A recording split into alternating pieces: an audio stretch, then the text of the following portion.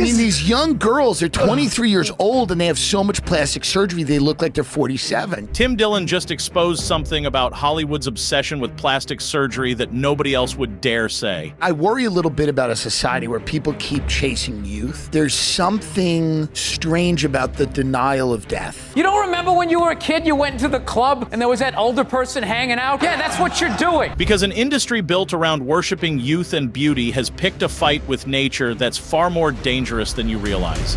Subscribe to Elites Exposed for more, and tell me if you're reading this the same way. That's the problem. You want to defend Hollywood people sometimes against the QAnon stuff, and then you look at them and you're like, oh God, can you make it easier for me to say you're not a clone?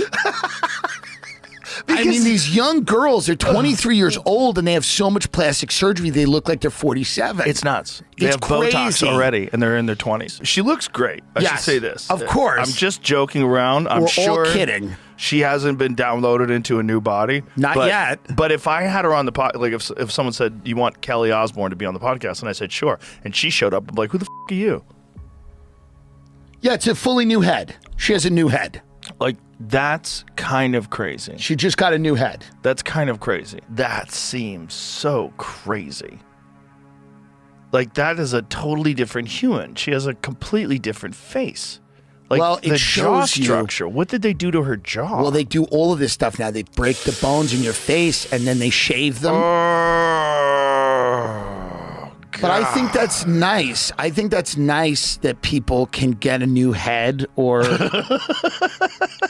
if they want, because many people struggle with the same head their entire life. That's true. But if you're a multimillionaire and you're in Hollywood and you want another head... God, that's so crazy. And I'm sure Tim Dillon has seen that up close, having worked in the bubble of LA and Miami that these celebrities live in. But if there's an explosive rise in plastic surgeries in Hollywood, that has to point to a deeper psychological rot that's taken over. I mean, we've got almost every female celebrity these days looking like the same dolled-up Instagram filter. You can't tell me that's normal. When a class of wealthy and self-absorbed people in society start to deny age and death itself, that has to be some kind of real-life social experiment into the human psyche. And I think Bill Burr put it best when he said this. You are 50, are you feeling different right now? Is 50 a weird time for you? No, I turned 50 and I just decided to call the tour that.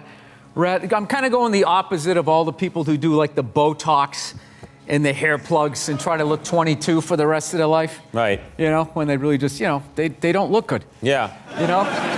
You're saying why? Don't fake it. Just embrace it. Embrace it. They make your eyes water when you look at them. And my wife's always watching like those Real Housewives and stuff, and they just look exhausted. They're like in their fit. You know what it always reminds me of? Remember when Brett Favre played on the Vikings? Yeah. And it was just like, just retire, dude. You're in the Hall of Fame. Yeah, yeah. It's over. And those women, it's like, yeah, you had your time. You were beautiful, and it's over.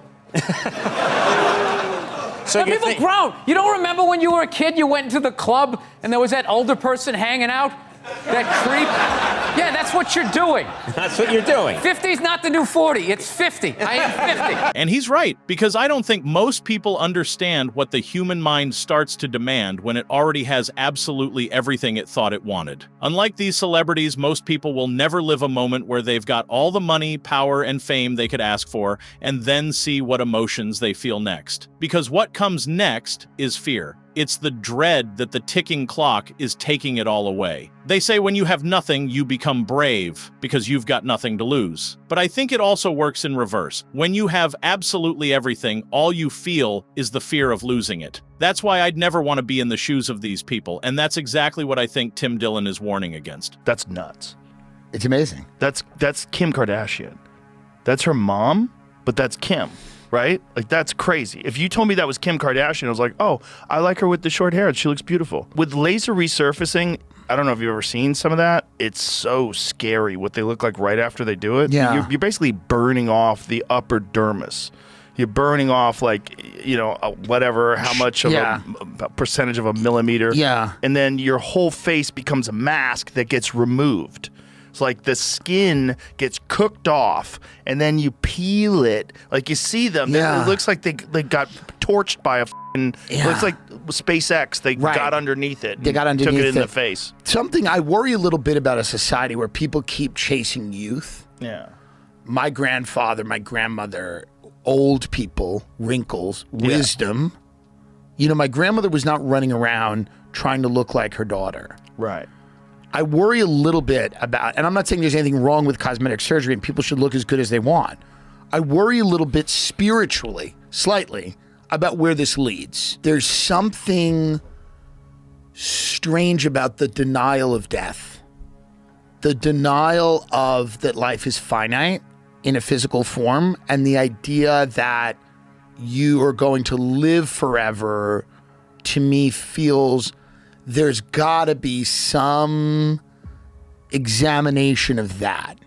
Part of this feels like that a little bit. There's a little bit of that. Some of these people are trying to live forever, and I'm wondering about that. And Tim really hit the nail on the head when he called it a denial of death. Because that's precisely what psychologists like Ernest Becker have talked about in a book by the same name. Once you understand that, you realize that the people glittering on the big screen are driven by the same fear and insecurity deep inside. The fact that at one point it will all go away. Not just that, I don't think most people realize that once you go under the knife to change your face, you're actually going down a rabbit hole you can't escape. Because every surgery morphs and distorts the fine ratios of your natural face, to the point that you can hardly even look in the mirror and recognize yourself, because every time they do, it chips away a part of their self-image, until they convince themselves to go back under the knife, and the cycle repeats. That's why actresses like Courtney Cox and Jamie Lee Curtis have refused industry pressure to conform to its idea of beauty, and decided to simply embrace the privilege of growing old. Thinking I was getting older when I was really young, that's just a bummer, a waste of time. It's a domino effect. It's like,